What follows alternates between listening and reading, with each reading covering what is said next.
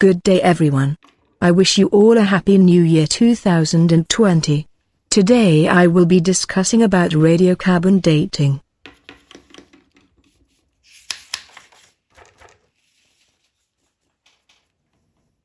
The 4 topics that I am gonna cover is 1. What a radiocarbon dating is. 2. How does it occur? 3. Where is it used? Or in which field? And finally I'll tell you how to use this technique.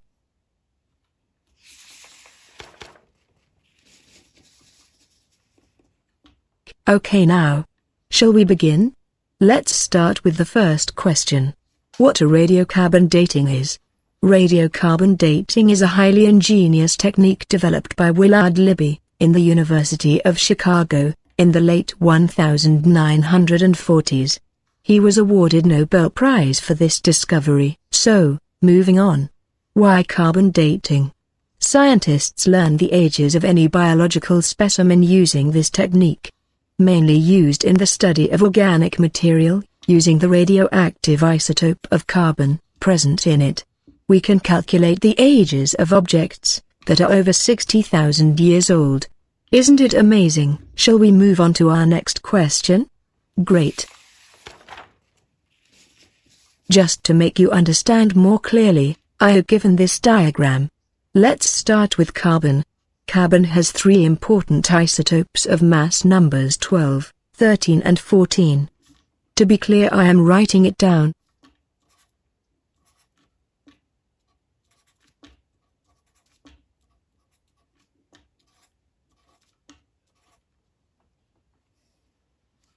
The first one, carbon-12, is the most common, having terrestrial abundance of 98.99%, whereas the last one, carbon-14, is found only in traces, in the atmosphere, by cosmic neutron bombardment of nitrogen. Just look at this reaction. A nitrogen atom gets bombarded by a neutron from the sun, and gives C14 isotope, and a proton.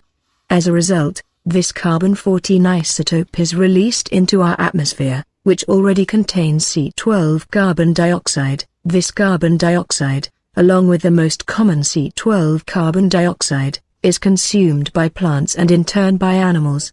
The concentration of C14, in all living organisms, therefore, remains almost constant during their lifetime. But when they die, they are no longer in a position to take up carbon dioxide from the atmosphere. The C14 content, which the plant or animal body has assimilated during its lifetime, now begins to decay by emitting beta particles, which is shown in this equation,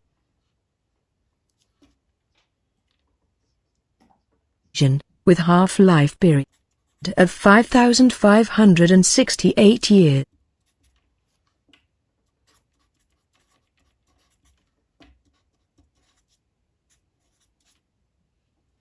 As a result of the above nuclear reactions, the quantity of C14, as well as that of C14 carbon dioxide, present in the atmosphere, has been constant over a long period of years. Now, let's move to the third question.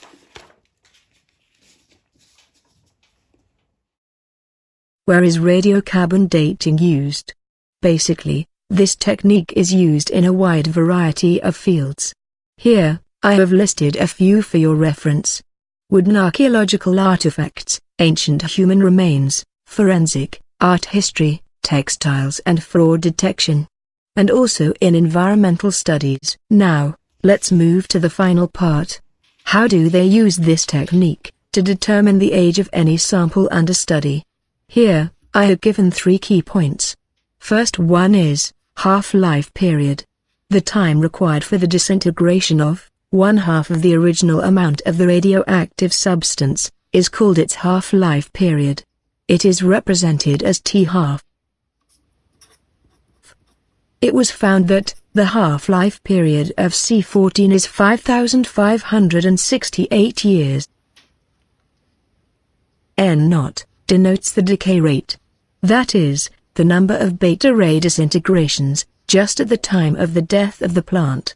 As I said before, plant consumes C14 which then decays immediately after the plant's death, giving beta particle.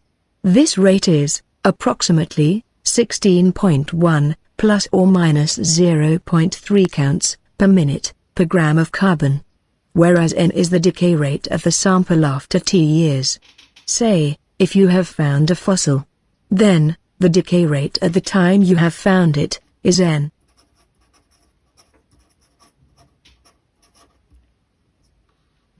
And n0 is the decay rate, at the time of its death. Now, let's move to the three equations given below. If you can remember these three equations, then you can solve any kind of problems related to radiocarbon dating. Let's look at the first equation. N equal to n0 into e to the power of minus lambda t. We know what n and n0 are. T is the time or the age of the sample under study. And lambda is the disintegration constant. The value of the disintegration constant, that is lambda, is given in the third equation. This value is derived from the first equation. I'll explain how. Consider the first equation.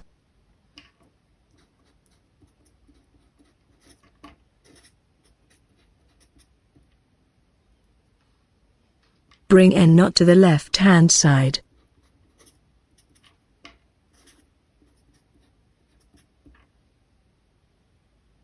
Now take log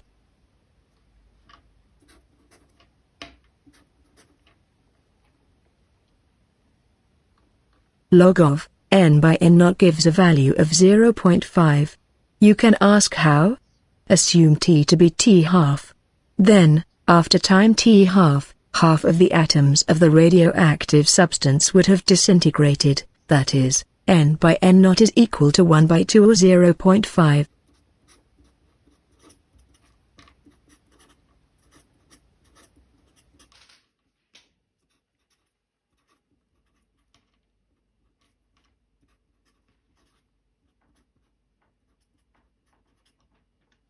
Log and exponential gets cancelled,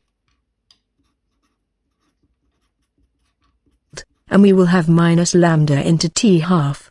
Log of 0.5 is minus 0.6931.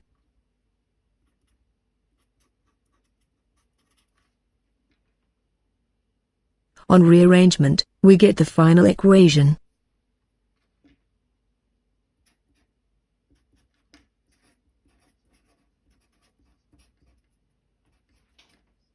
Second equation is obtained just by taking logarithms of the first.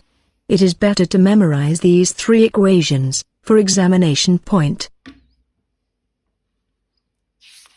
For more clear understanding, let me explain an example.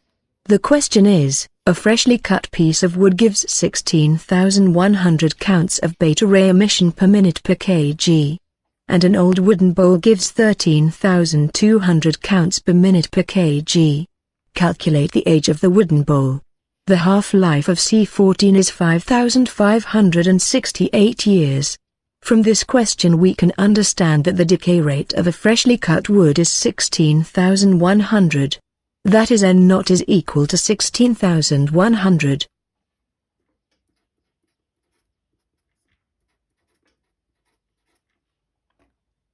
And that of the old wooden bowl, that is, n is equal to 13,200.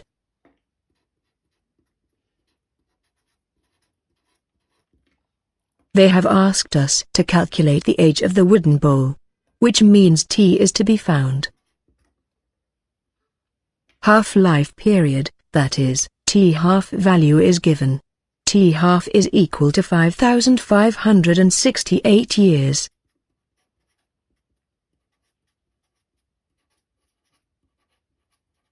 Now let us write down the equation of lambda. Lambda is equal to 0.6931 by t half. Since we know the value of t half, substitute the known value.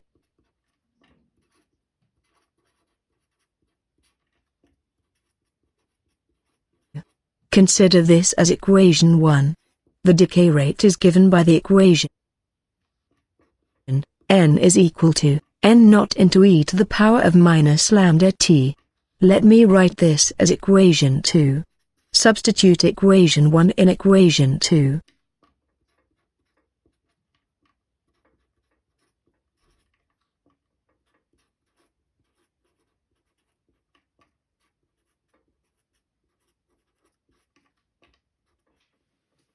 And take log.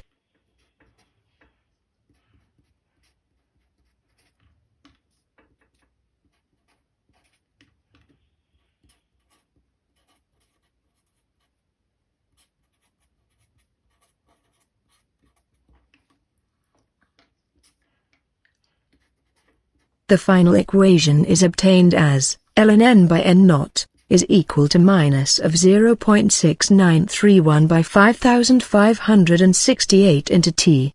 Since I have already explained the calculation of n by n naught, I would directly substitute the value.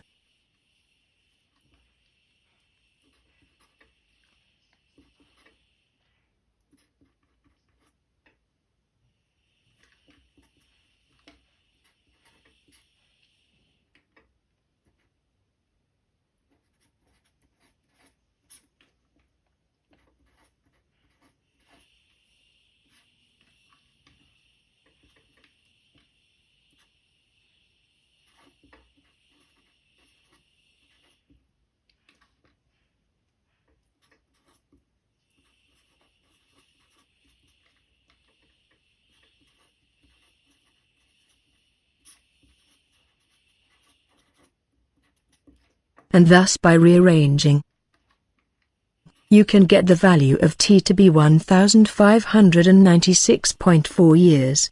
Thus, the age of the bull is 1596.4 years. So, that's the end of this video.